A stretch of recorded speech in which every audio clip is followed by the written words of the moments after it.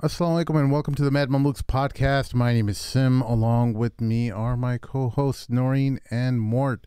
We have a wonderful show for you this evening. But before we get to that, we'll give a quick shout out to our sponsors. Halfardeen.com is the place you go when you're down in the dumps and you need to find a significant other.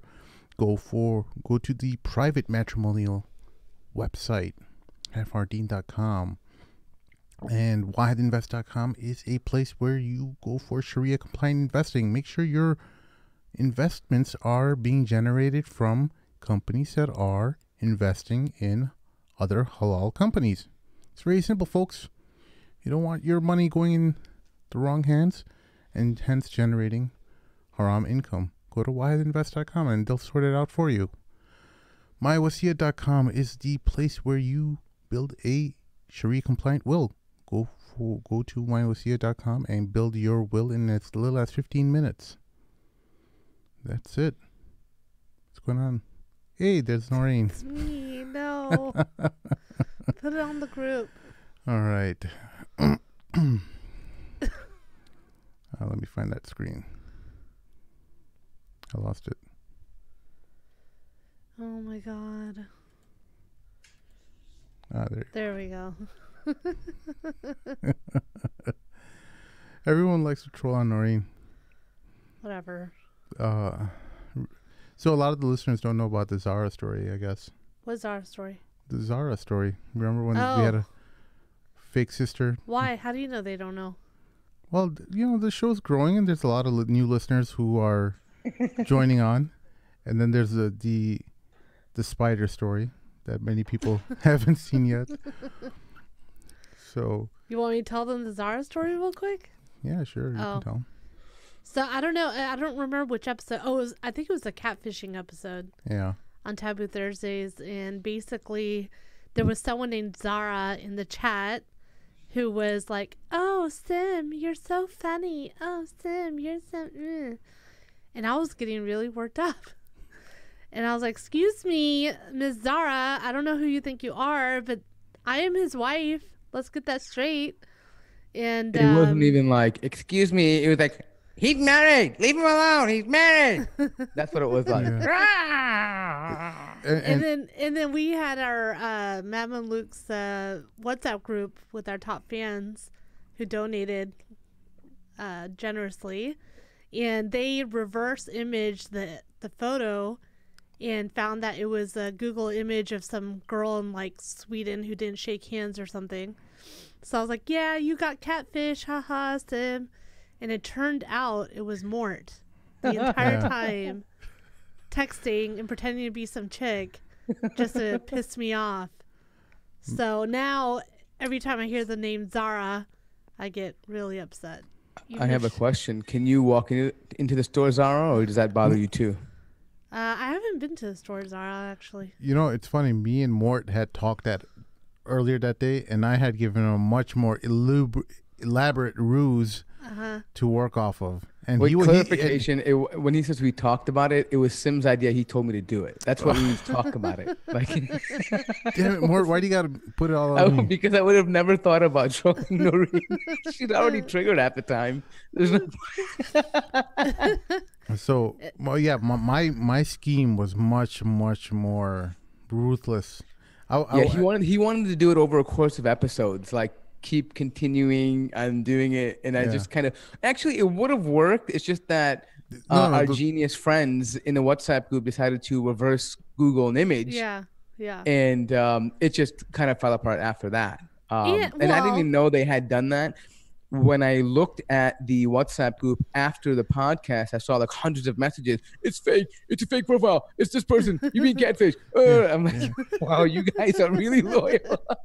They're so loyal. Oh my God. And then a few weeks ago, someone put a picture. No, we were recording and someone in the chat goes, "Oh my God, Noreen, there's a huge spider on your chair." And I jumped so far, I totally left my little square. You saw me jump out of here And she almost was like OSHIT, yeah, like almost I go, dropped oh the SH word. shoot, what's that? Yeah. Well, so if you listeners have any ideas on pranks, message me directly. Oh, okay. Don't message her. Follow me on Twitter. Oh, You guys, yeah. And don't worry about being ruthless because I have no heart at all. So I'll be happy to carry out any prank. Elaborate pranks are always welcome. I love pranks, just not on me, but on other people. Just childhood humor. Mm-hmm. I think we used to do stuff like that since our CPSA days, right? Sim? Yeah, we always did that because me and Morton We went mainly to. did it to our teachers, though. Right. Like teacher pranks. I think we have to do a whole separate episode on teacher pranks, like the stuff that we did. I was a bad kid too. What was that, Noreen? I was a bad kid too and did teacher pranks. Okay, so how about this? Did you ever have someone block in your teacher's car and then like put their car on bricks and pull the tires off so they could never leave work? No, I didn't do that. Yeah, we did some horrible pranks. Horrible. This is not Taboo Thursdays. This is Mad Mondays. There's no Baba Ali on Mad Mondays. Kate Baldy. And by the way, just so you know, I feel bad now because that teacher we were talking about, Noreen, this guy was like a highly qualified individual. He had no reason other than a good heart to teach at a private dysfunctional Islamic school. He was like a Fermi lab, like nuclear scientist that had government clearance. And here he was dealing with little Muslim kids that were putting his car on bricks. Oh my God. We're horrible kids, but he passed away, I think, like 5-10 years ago, whatever. But he passed. But great guy, great man.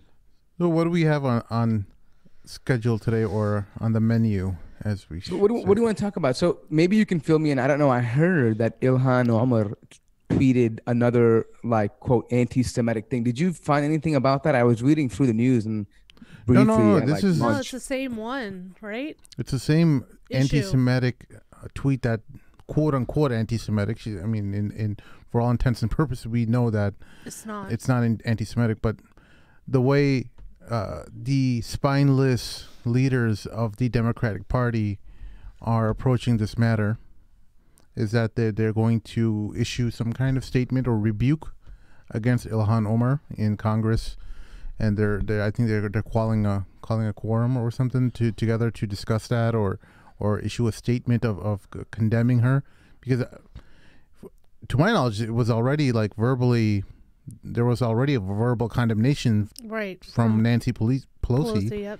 And apparently the Jewish lobbies or the Israeli lobbies don't find that enough, and they've put some more pressure on the Democratic Party to put some more weight or put some more heat on Ilhan Omar so that it doesn't happen again, I guess. Well, here's the thing, though. I think she tweeted out saying something like, I don't feel like I have to give allegiance to a foreign country to be patriotic in my own country. Like congresswomen or congressmen don't have to give allegiance to a foreign country. Right. And I think that sparked some further controversy. Like some other people were saying, well, nobody has to pledge allegiance to Israel. And time again, we see that almost as an unspoken rule. Like if you want to come and enter into politics, you can't say anything about Israel. Yeah. But you know what I find a little bit odd? Yeah. In West Virginia, did you see this in West Virginia? Yeah. A congressman put up a sign in the state capitol saying that, had the Twin Towers up and says never forget or 9/11 and then never forget. And then below that had a picture of Ilhan Omar saying, well, this is what's causing you to forget what they did. Yeah. And I'm thinking like, that's totally acceptable Islamophobia. Right. Like, and now you want to just cry about this, anti-Semitism. Yeah. You're directly calling this woman a terrorist, meaning you're saying that she's responsible for terrorism in America. Yeah. I mean, what's more Islamophobic than that? Right. Simply because she wears a hijab and she's against a foreign policy of another country. Right. And they're completely silent about that. They're not saying anything. They totally have a double standard. So here's an important thing that a lot of Muslims need to understand, that Israel is not America's boss. They're just not. America is a sovereign country. And I think a lot of Muslims conflate this idea that Israel has its hooks into everything and that they're controlling all the pieces of the puzzle. That's simply not true.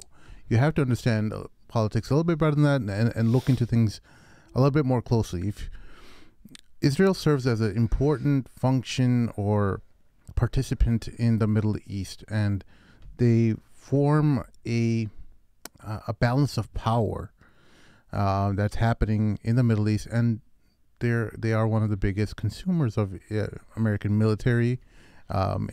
Yes, they do receive a lot of funds from the U.S. government, but as Egypt does too. But in Egypt, you don't hear about the Egypt lobby, right? And if you're looking at alliances, as far as alliances are concerned, Turkey is a stronger ally than Israel is, because Turkey's a member of NATO. So as far as the political landscape goes, if you're looking at alliances strictly, Turkey's a stronger ally of America than Israel, because if one NATO member gets attacked, all the NATO members have to respond, right? But we all know the farce nature of that agreement as well. We know that it's mainly when America gets attacked, everyone has to support them. But I digress. There's a couple things here. The only reason why America shows interest in Israel is because of mutual interest, meaning that that's only the reason why they ally with them. The minute the benefit out of having a relationship with Israel goes away, America will turn a blind eye to Israel. That's one point. The other thing is that keep in mind that while Sim mentioned that Israel doesn't control our politics, but they definitely like to control the narrative. And the more we speak out about it, the more we bring attention to it, the more uncomfortable they become, right? They've done an excellent job in making sure that Jews particularly are overrepresented, and they make that synonymous with Israel, right? So if you say something against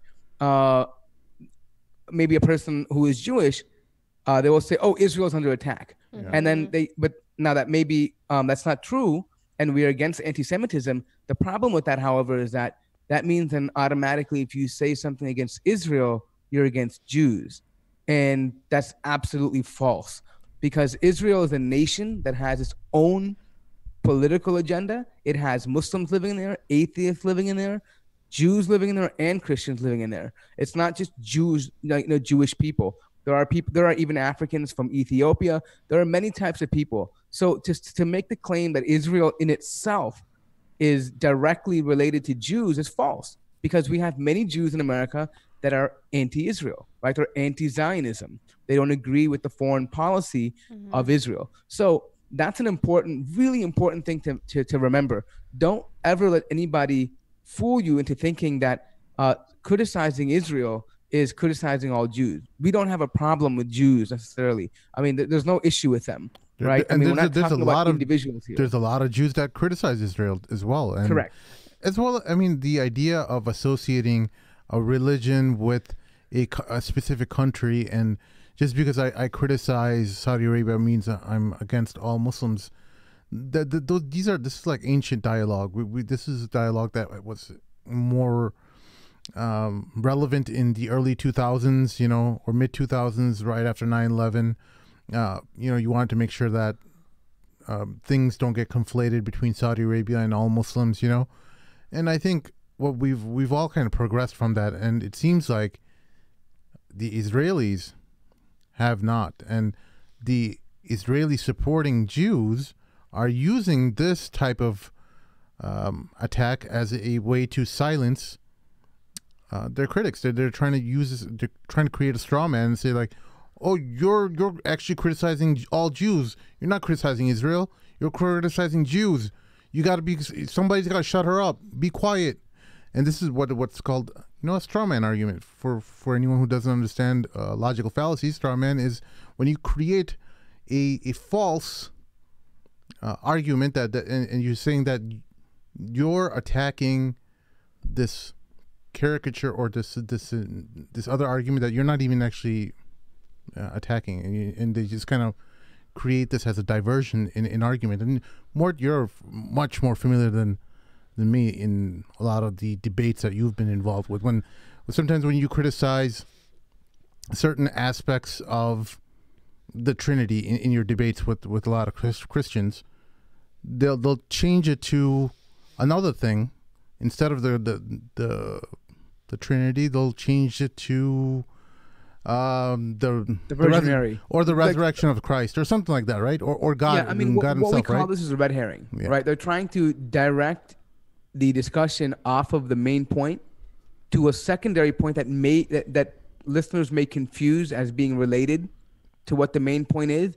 And the idea is to deflect off the main issue and not have to justify the position they have. And they do. This is a common a logical fallacy that's used in many debates, and people do it unconsciously, even in informal debates. They will try to create alternative points that may seem related to what a person may be arguing, but it's completely irrelevant to it.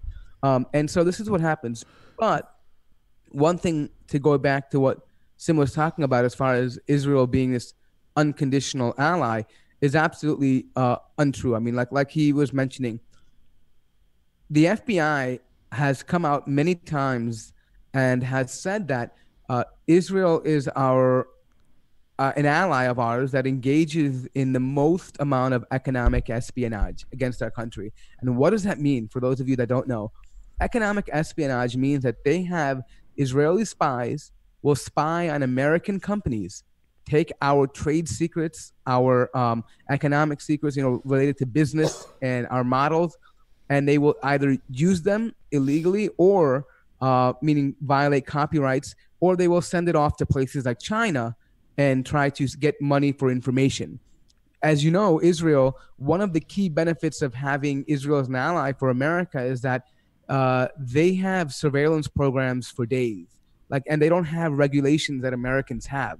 They can spy on whoever, whenever, whatever. They don't follow regulations that Americans have to follow. So that gives them access to information. And as you know, for any intelligence agency, information is vital. The more information you can get, no matter how useless it is, they want to keep it, because what they end up doing is they end up building profiles.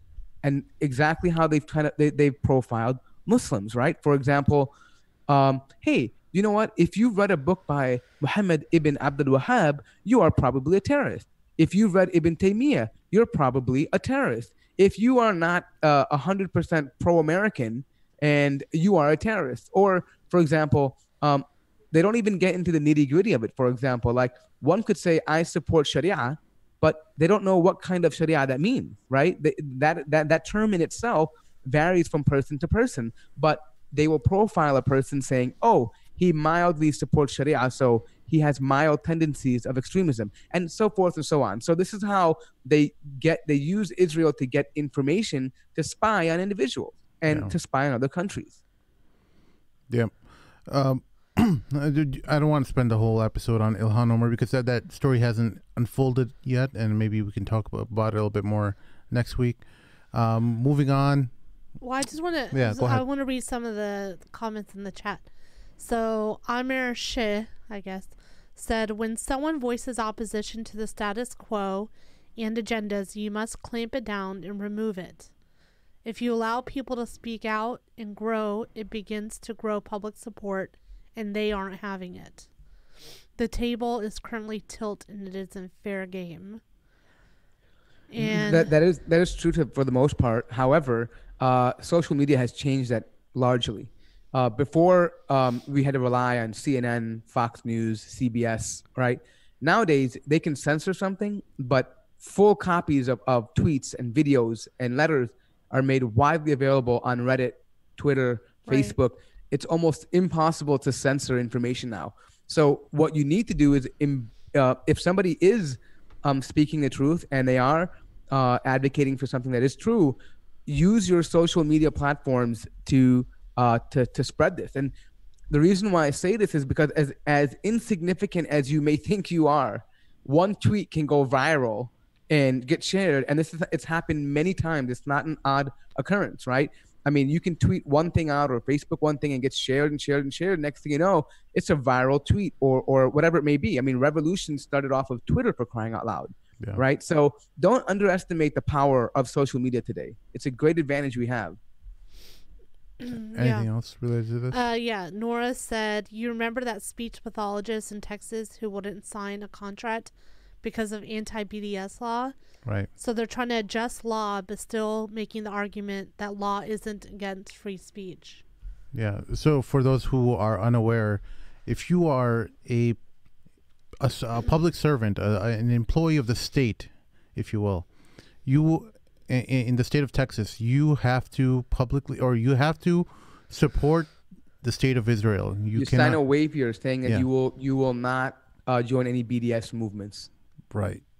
Right. And it's not only for state employees; it's also people that wanted to get FEMA contracts, and they did this especially after the floods happened in Houston. Remember? Yeah. So in order to get FEMA money, and in order to get a contract awarded to you for helping rebuild or clean up, you had to sign a waiver saying, I'm not involved with anything related to BDS, which is, for me, is unconstitutional. Yeah. You cannot make somebody buy something or not buy something. Just the fact that they have that statement there, it gives me encouragement to pursue BDS more, because when I was young, I thought, this whole BDS thing is a bunch of nonsense. There's no way you can actually, you can't make a dent in this type of a movement. And now the fact that they're so concerned about it, that they're actually making people sign statements, that they won't support it, that's a victory right there. That's a huge victory. And I think a lot of people need to, especially the AMA or AMP, I forgot the, American Muslim for Palestine, many other Palestinian organizations all across the country should cheer about this. Not in the sense that you're happy that they have this waiver, but it's a sense of acknowledgement from the Israeli government that, or Israeli people who are interested in the Israeli businesses and the furtherment of the Israeli economy. This is big news, because this shows that it's working. I see what you're doing here. Do you remember, this kind of reminds me of something. Do you remember, if you read throughout the Sirah, that the first victory of Muhammad sallallahu alayhi wasallam was what? They never said it was Badr. They said that the actual victory was the Treaty of Hudaybiyah. Why? Because Quraysh actually recognized them as an opposition. Yeah. Beforehand, they never recognized the Muslims as a group, as a body of individuals. Yeah. By them recognizing BDS as a physical movement that is threatening their ideology, is a victory in itself, right? That they're actually taking it serious. The only I think issue I have with BDS is one thing. I think the idea is great, and I think I was of the opinion that Sim was in the beginning. But given that we see this, I think it's definitely working. My only suggestion is that it should be targeted industries, like, meaning that if you can because it's hard for everyone to say, oh, don't buy everything Israeli made, right? Okay, well, what is it? There's so many things, right? Starbucks. Oh, you're not gonna make a dent in the Israeli in the BDS market by just Starbucks or something. Make sure that they're targeted items that are really something that people will get behind.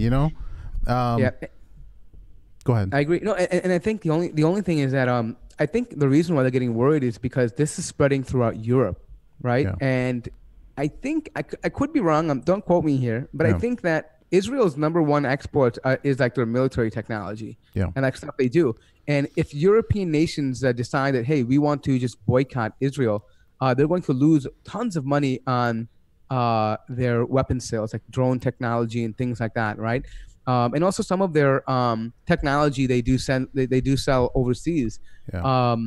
Absolutely right. More. If imagine a big city like Chicago, place we're in, Chicago, London, other great centers of Muslims, of where of course Muslims are going to be minority in there, but a large percentage of Muslims are gathered in these non-Muslim cities that have a lot of businesses that are importing things from all over the world. And imagine if we had activists in Chicago who educated a lot of the masjids and a lot of the community members to go and talk to small business owners and tell them, like, hey, we don't want to buy this garbage that you're importing from Israel. Now that is a way that they could actually make some kind of a really noticeable dent in I agree. imports. I mean, there are a lot of ways to target this. I just think that what me and Sim are saying is that there should be some concentrated effort, or I guess a more focused effort, so that way it's more effective, right? Yeah, or rather maybe like put a company in the spotlight. You know, once a month, you put one company that every Muslim should know, and you know, everyone does their best to tell other people. And that's an idea. Each month you rotate companies. You say, this company, we're going to completely stop buying anything from this one, so they feel the pressure, and we'll just rotate them because it's easier for people to remember. You know, oh, January, okay, no hummus. You know, like from this company. You know, or you know, February, no Starbucks, right? I mean, you just kind of it kind of goes on. It's easier for everyone to have a collective effort if it's more focused. And I think, but there are plenty of ideas people can come up.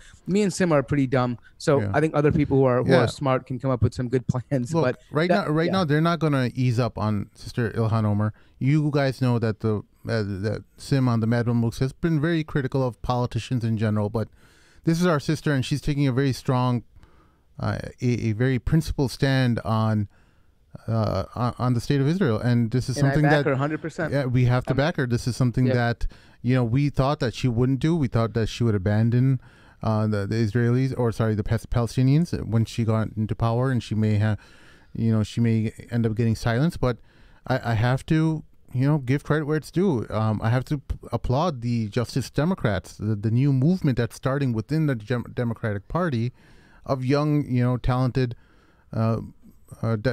democratic or liberal activists, I guess, who are, you know, you have to admit that they are actually calling people and calling out people, and they're Alexandria Ocasio-Cortez. I always pronounce her name wrong. Alexandria Ocasio-Cortez. She's doing a fantastic job.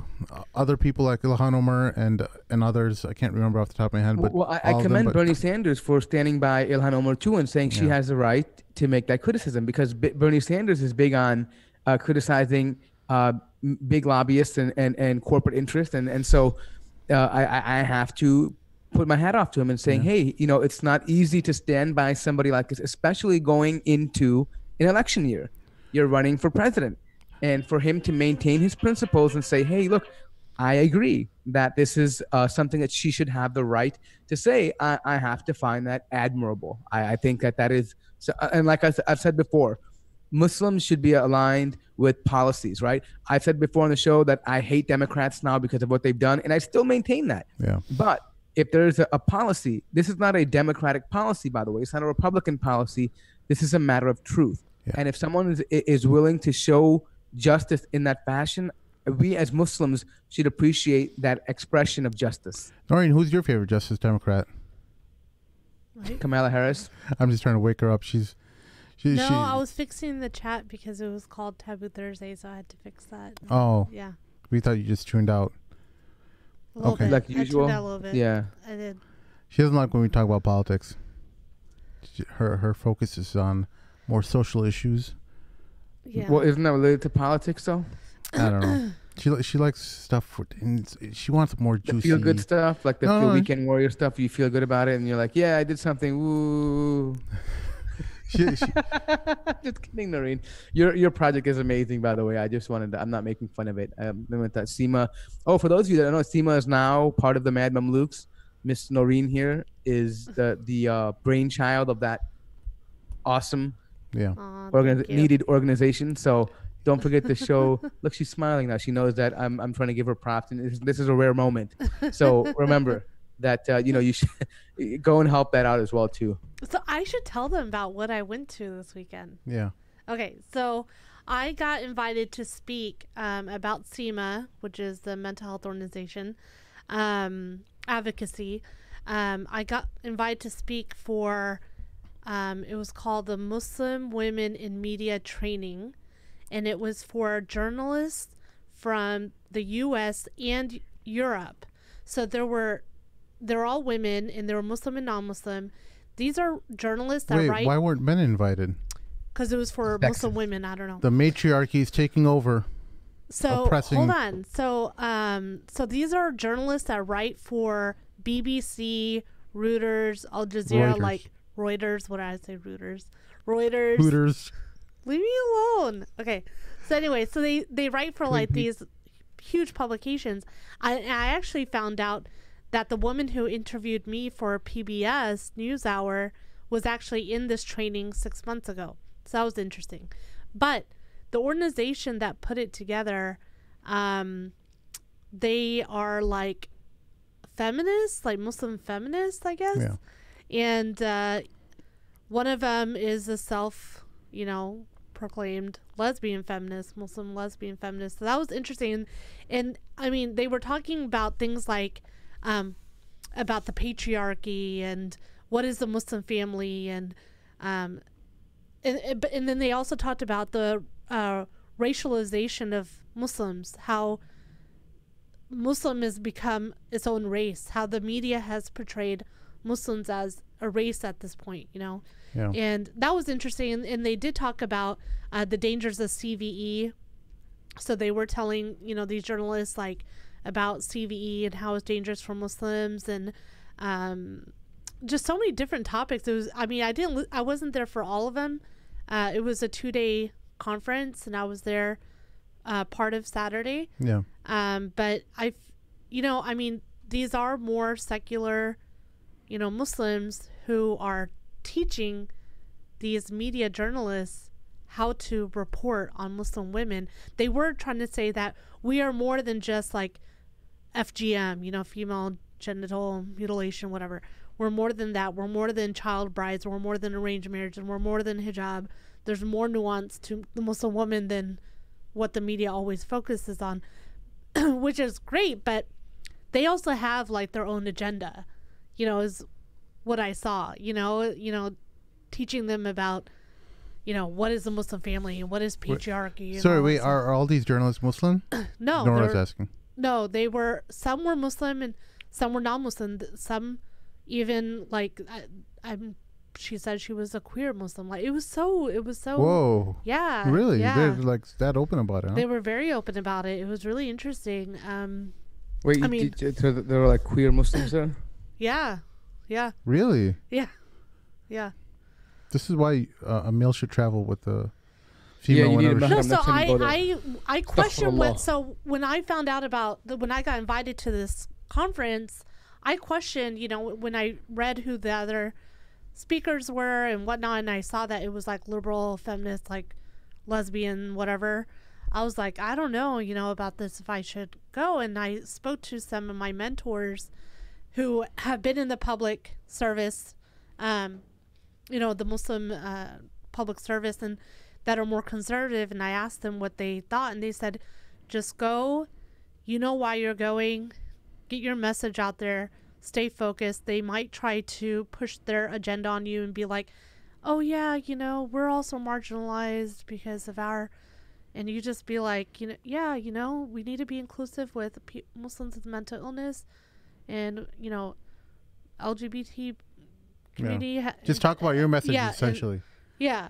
Just talk about what you're doing and what you're passionate about, because they do have a point. If you don't go and certain intersections of society just dominate the narrative. Not that they're not part of the Muslim collective. We're not denying them of their Islam. What we're saying is that they're not the representation. Their identity is not the only representation of what Muslims are. Muslims are, all across the board. Yes, including gay Muslims. Yes, there are gay Muslims that it's not an act of kufr, but there are many other Muslims that are probably more representative of what mainstream Muslims do look like, right? Yeah, I mean, look, I'm not entirely opposed to that. The reality is that you have stories of Muslim women and Muslim men. My only problem is they don't invite men. I mean, I think if you change the narrative of men too. I mean, every time you hear a man in the news, it's about how he's radicalized or he's, whatever. It's just not, never good news anyways. But anyways, the point is, though, I can see the point of the movement or the idea that, Muslim women are just not religious objects, meaning that they have lives as well too. That they are doctors, they are researchers, they are athletes, they are, they have lives outside of just Islam, right? Islam is their religion, but they have, within Islam, and a Muslim can have a different personality and a different interest and different passions. I think it's important. I mean, let's be honest. Did you see any? Oh, sorry. Go ahead. Finish up. No, I'm thinking all of us at one point or another have shared some story of a Muslim woman who maybe we don't really agree with, but the fact that she made media, we shared it, right? So, I mean, we would like to see more of those, right? And I think this is probably an initiative to bring more of those stories to light. So I'm not necessarily all opposed to it, but like Noreen said, I know there's definitely an agenda. You have to tread lightly when you deal with them, because they can also turn around on you and say, well, now you have to accept us. And I think there has to be a very careful line that you walk with them. Yeah. Well, did you notice any prominent journalists, that people that you hear tweets and they're was Christine Amanpouri there? No. What about who's it? Sana Saeed? No, she wasn't there. Was Dalia Mogahed there? Aisha Khan was there. She writes for Religious something. Okay, Religious News Network. Yeah, so she was there. I don't know. There was. I mean, one girl wrote. She was from France. She writes for the BBC and stuff. Okay. Yeah. One of my cousin's wife. She actually the senior editor for the New York Times online edition. I'm thinking about sending her some pieces. You want to do it, Noreen? You want to send pieces to who? I'm sorry. One of my cousin's wives is a senior editor for the New York Times online division. Oh, cool! Wow. Yeah. Do you want to send a piece about how you're a cool Muslim hipster chick and that you're like a super mom? Yeah, I'll do it. Tell her to. Look at me! I have a nose ring. I'm so cool. I'm hip. Yeah, give her my email address. Look at me! I'm not like a typical. I have a nose ring. Look at me. I'm just kidding. You know what was funny? Actually, I was speaking to one of my friends who was there, who's a journalist. Her name's Shaheen Pasha. And she nice actually... name. Shaheen Pasha, huh? Yeah. And she actually... she wrote a piece about her father's mental illness 18 months ago. And I read that. This is when we were just starting SEMA. And I finally got to meet her this weekend. And so she... doesn't wear a hijab, looks totally, from, first glance, like I would just be like, oh, okay, she's probably like a liberal Muslim or something. So I was talking to her and I was like, yeah, you probably had an upbringing like mine. Like I had liberal parents. They didn't really teach us much about Islam. And I had like a messed up childhood and then I found Islam. And she was like, no, actually, I'm pretty conservative. I was raised really conservative. I pray 5 times a day. I never had a boyfriend. I never drank. I never did anything, I was like, wow. She goes, someone asked me if they actually referred me to speak at like one of these big Muslim organizations.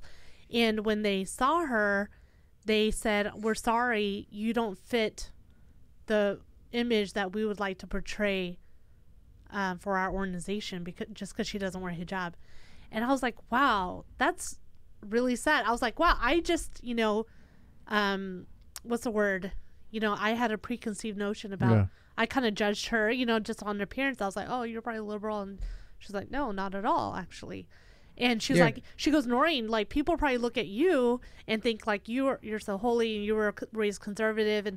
But it's actually, the opposite, and it's kind of like we play dress up, right? Like we kind of look the part. Right. You know what I mean? Yeah. Yeah, so that was really eye-opening and interesting. I thought it would be interesting to talk about at some point, like maybe bring her on and talk about that. But yeah, so I think overall, me and Sim give a thumbs up. I think it's pretty cool. Good job, we're kind of, good job. Yeah, it's something we can sign off on, I think, right? Yeah. I talked about Mad Mamluks and how I said I'm a fake journalist. You're not a fake journalist. I was like, I'm on the Mad Mamluks, and we talk about social issues and you've political been published. issues. You've been published. Yeah. You're legit now. Okay. Yeah, I'm a fake journalist. I just hit a rant. I'm just a YouTube personality, I guess. Not even. Whatever it is. Whatever. I'm just a personality. Yeah. Me and Sim need to get recognized. God damn it. Recognize us. No one's going to recognize. No. So someone asked, so let's do a little bit light let's move to a little lighter subject. Someone asked in the text real quick, have I been watching Ertugrul season 5, and what do I think about it without Halima Sultan? Well, Halima Sultan was the crown jewel of that show. I am sad that she did pass away. I'm boycotting season 5. Hmm? I'm boycotting season 5 because of her being gone. Oh, well, I feel like his new Hatun, Iblige Hatun, is, I think she's a bootleg version of Halima Sultan. Oh, for sure. They tried to find someone that looks like her, and it's just a horrible replacement. And I can't stand the fact that he's actually falling for her. It's angering me, actually. Yeah. Right? So I'm thinking like, dude, they need to send somebody in that, you can't just replace Halima Sultan with mediocre. Right? It just doesn't work, right? You can't just, it's like driving a Mercedes and going down to a Hyundai. You're not going to, it's just not going to, she's on another league. Even Noreen doesn't like get jealous about me talking about her. She's like, yeah, that's just, You have no chance. He's got no chance. So like, just saying that is great, right? You don't get to hear that anymore. So that's how I feel about it, Aradia. Okay. I wish Halima Sultan was somehow raised from the dead. And come back, but unfortunately that won't happen. Yeah. But I do think that the person they chose to play Usman, I think he plays the role pretty well. I think he has he's not like extremely like a pretty boy, but he has this distinct like this almost like this noble look to him, right? I think it plays very well. I think they picked a good character for that. Yeah. Shafiqul Islam. Has anyone ever watched the Umar series? My God, yes, I've watched the whole thing. Twice. Everyone on this show has. We have it on DVD. But you know what's funny though is that watching Ertugrul, I went back and tried to watch the Omar series again just because I was kind of waiting in between episodes and seasons, and the production quality of Ertugrul has spoiled me. Like I remember seeing the Omar series, I'm like, oh wow, this is a great production quality for a Muslim type thing, and I watch Ertugrul and I go back to Omar. I'm like, wow, this is like watching tube TV now, right? Yeah. Compared to like watching like HD, a flat screen. This is like going back to like 480p a square tube TV. Yeah. But nonetheless, I think the Omar series was amazing. Yeah. I think the most important thing was like the dialogue and how they put them together, and the story, like the procession of the story, progression of it was well done, really, really well done. And I think anyone who hasn't seen it should definitely spend some time and watch that. We have some context to reach out to the people who created the Omar series. So if you guys are interested, we could talk to those people and bring them on. We could bring them on. So let us know in the comments or in the chat if you guys would love to hear that kind of a discussion. We can reach out to them. Yeah. So how much of Ertugrul is factual? Well, we'll just answer this question and we'll move past Ertugrul because we have a whole episode on Ertugrul. For those of you that you don't know, Sim will probably link it in like the description. Yeah, but we're gonna do a follow up once everyone's done with the season 5. When's season 5 ending? It's still going on. We've still got like it started like I don't know. I mean, well, it's basically, only, once season 5 ends, we're gonna do I think a it's wrap like 10 up, more episodes. I think. Yeah. One more final show that kind of ties up everything that we've seen from. I think we kind of talked about season 1 and 2 on the first episode that we did regarding Ertugrul, and then the second one we'll talk a little bit more about the latter seasons. So at a high level, there's definitely additions on to the Ertugrul story to make it more of a cohesive storyline. But nonetheless, majority of what is being presented is based on Ottoman history. So their events, timelines may be slightly off, or characters might be slightly off in terms of who they were or how, maybe powerful they were or whatever it may be. But in general, this is a very high level timeline of events that took place that led to the creation of the Ottoman Empire. So I would say 75% accurate, maybe 70%, something like that. You'll find some critics out there that are hardcore Islamic fans, Islamic history fans. They're criticizing it. And these guys are upset that you ruined it about telling them. Oh, come on. Hey, if you didn't know that Halima died, Nafis, listen, by you have this to know point, something. You've been This living under a show, rock. I mean, we've had episodes about this. So, I mean, by now, it's like saying, hey, if we talk about Sopranos now, right? It's not our fault that you haven't seen it. You know what I mean? Like, people, this is one of those classics look, I'm still on for season 3, and I already know Halima's dead. Like, people are all over social media talking about it. So if you don't know, you're living under a rock, you know? Yeah. I didn't know about it, so don't feel bad, Nafis. I'm You knew. Oh, you didn't know no, about it? my youngest daughter told me. Well, you didn't know Halima died? No. My youngest daughter, she ruined it for me about Halima because I wasn't even close to there yet. I was still in season 3, and she's like, "Hey, she died." I'm like, "What? Why did you tell me?" Yeah, if you guys don't know, our youngest daughter is such a huge fan of Ertugrul that she was on that YouTube video that TRT World put out. That's gotten over like 200,000 views. She's the little like 8-year-old girl talking about, I'm going to watch Ertugrul till my last breath. Yeah. That's our daughter. For the rest of my life or something? Yeah. And we threw a huge Ertugrul themed Amin party for her when she finished the Quran, and you can see those pictures on the Mammoth's Facebook. And for those of you that don't know, Amin is a tradition. It probably even dates back to that time period, anyways, where a child would finish the Quran and they would like throw a party in honor of the fact that they finished reciting the whole Quran from front to end or to back. Yeah. More comments are rolling in about Halima. But anyways, sorry, listen, we're gonna do a whole separate thing. We don't want to give any more spoilers, so we're just gonna. There's more people who die. Okay, just so you know, don't be sad. There's a whole lot more people who die, and you haven't missed out on anything. I mean, it's still action packed. I don't think it's there's a lot going on here. So don't skip over the whole seasons now because you found out one bad detail. Don't be a party pooper. Right, just watch the show. All right, you'll enjoy it. It's still wonderfully entertaining. But anyways, so moving along though, what do you? Political Skeptic has a. What happened? I thought one of the listeners has a question regarding the Sufis. Oh. Many Westerners. What is some Sufis believe that you should just focus? No, that's not the question. What is the question? Wait, why would Sufis abandon Ummah? Well, look. I don't think Sufis have abandoned that. The thing is, first of all, when you say Sufis, it's a pretty broad term. Yeah, right? It's like saying Muslims. You've had some very, very, very prominent Sufis like, Umar Mukhtar, and you've had some that defended, Libya, or you've had like people like Abdul Qadir al-Jazairi, who was a Sufi that defended Algeria. Right, you've had many of the Muslim empires in the Caucasus region. You had Uthman Dan Fodio.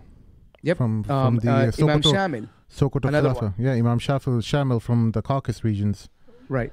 So again, they're not a monolithic thing. There are some Sufis who go a little bit further into being Zuhud or Zahid, and there are some that are a little bit more practical. So I don't think it's safe to say, or it's good to say that, the Sufis, why would they abandon the Ummah? I don't think that's too much of a generalization for me. That's like saying, why would Sunnis abandon the Ummah, right? Yeah. Or why would Salafis abandon the Ummah? I think it's too general to say that, right? Yeah, you have to understand with every strain of Islam or whatever flavor of Islam you subscribe to, there's going to be people from that strain who were bought out by certain governments, certain people who have influence over the masses in continuing their oppression, and what they'll do is they'll give them titles like Mufti, and let them control the religious people in that country, so that they have their thumb on them. So so someone asked the question: was Salah ad-Din al-Ayyubi, was he a Sufi? So here's the thing: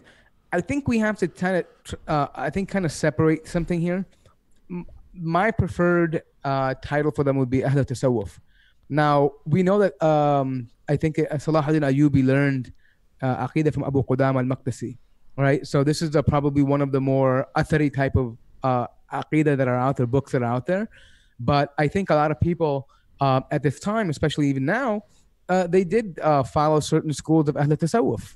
They did, even Ibn Taymiyyah mentioned in his book, he has a title about a section about Tasawwuf. and separates the differences between some of the earlier ones versus the later ones. Some of them, the biggest prominent scholars in Islam, like Junaid al-Baghdadi, was from Ahl al-Tasawwuf, right? And it's a methodology of purifying yourself and remembering Allah and being less materialistic. And so this idea has been around. Could he have been of that? Absolutely. It wouldn't surprise me at all. I mean, this has been a tradition within Islam for a long time. It's not something that's new that came out, a couple of years ago. So did they have some ideas that may have been considered to be Sufi today? Absolutely. I mean, and I think the biggest thing is, I don't think it really makes a difference, right? Because we look at their actions, right? What did they do for the ummah? Yeah. Were their actions right or wrong? Right. And I think that's the biggest thing, rather than worrying about if they're a Sufi or Salafi or Ahl Hadith or Ahl Kalam. Those things are between them and their Lord now, right? They passed, right? We've seen many people from both sides that are good and that are bad, right? And so we look at the actions and how they benefited themselves and how they benefited the ummah. Right? I feel like we fall into that trap too much. There's valuable contributions from every end of the spectrum. So make sure you have your head on right. You're able to, learn from everyone and get the best from everyone. You'll never find anyone, even Salahuddin Ayyubi, you will definitely find things that you disagree with him about, or anyone, and you should not err on this idea that in order for your support to be given to someone, that you have to agree with every single thing about them. Because, I mean, alhamdulillah, we have some great listeners, and there's plenty of things that you guys can criticize us about, and things that maybe we are not as careful about as we should. But you guys have always given us the benefit of the doubt, and we're always appreciative of that. And this is just a message or a reminder to me and everyone else. So while we were talking about Sufis, I was really wanting to get everyone's thoughts on an episode where we just talk about dreams. What do you guys think about that?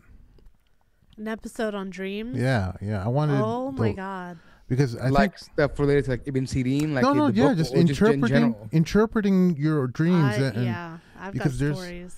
There's things related to dreams that I wanna talk about and explore, because it's just like a mysterious realm, and it seems like it's kind of something that's a lost topic. I know when we were younger, we had always talked about this kind of stuff with a lot of our teachers and a lot of our gatherings with the brothers, where we would talk about dreams and stuff, and it seems like it's become a lost art. And I want to talk a little bit about some of the resources that I use to help interpret my dreams as well. So go ahead. No, I mean, the reason why, let's tell them why this is important. I think we sometimes tend to overlook this. Yeah.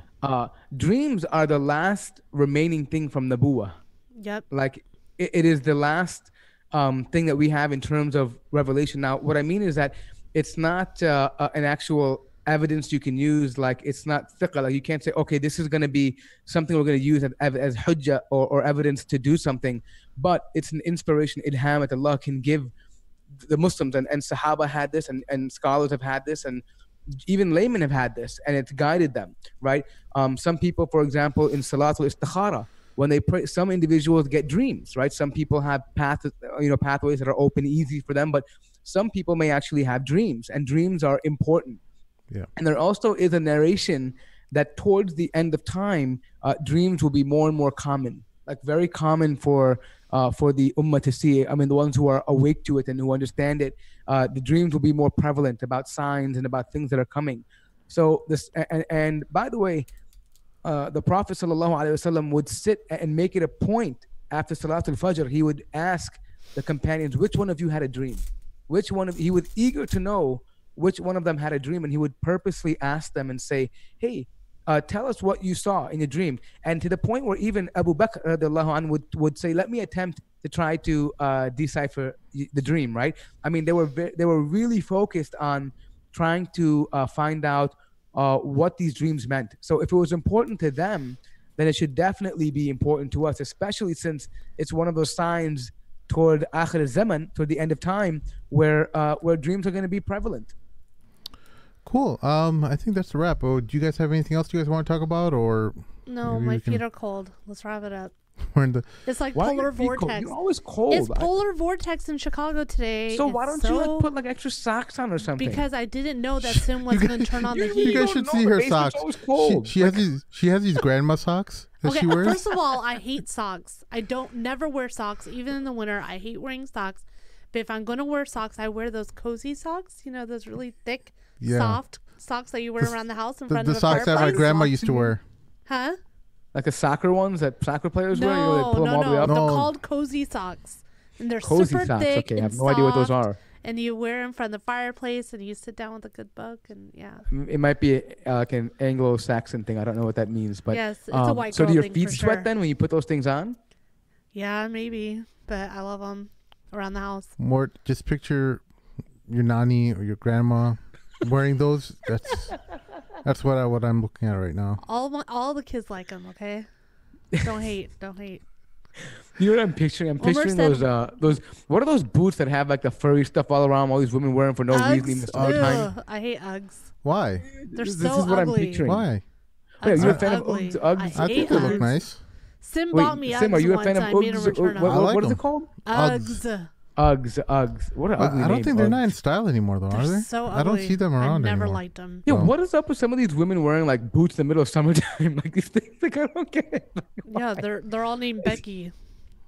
Anyways, we'll talk about that at a different time. That's kind of maybe I don't want to end this on a. If there's any sisters in the chat, teach Noreen the ways of Uggs. No, they're calling them uglies. Okay. Yeah, no one likes that. I don't know what I work around all these old ladies and I don't know what women dress like anymore. But anyway, irregardless, I would be looking down, right, brothers? Astaghfirullah. Keep your eyes down. Keep the down with the patriarchy, right? Right, Noreen? Yes. Stop objectifying women. Exactly. 100%. All right. halfrdeen.com is the place you go for the private matrimonial experience. That is the place you do not want. This is the one area you don't want aunties and uncles and other people in your neighborhood finding out about your life online. Go to halfrdeen.com for the private matrimonial experience. And wahidinvest.com is a company dedicated to halal investing. Go to Wahid Invest for your halal investing needs. And finally, mywasiya.com is the website dedicated to Sharia compliant will making. Go to mywasiya.com and make your will in as little as 15 minutes. People can't see. Noreen is distracting me. So this is when I break up during the ads. This is what's going on. She'll like pick her nose and like make these weird faces. Oh, look, there's a missing person in the chair. She's walking around. Oh, those mics are turned off. We can't hear you, Noreen. So anyway. Yeah. Now we can talk crap about her without her responding. This is great. Yes. This is what happens when I'm trying to do business. Women come in. We're trying to do business, woman. Start doing the all right. She's making mean faces at me right now. All right, guys, that's a wrap. Thank you so much for joining us on Mad Mondays. We'll see you all on Taboo Thursdays. Assalamu alaikum. Oh yeah, hey, someone's asking something real quick. Oh, it's too late. It's closing. We'll have to save it. Reply in the chat.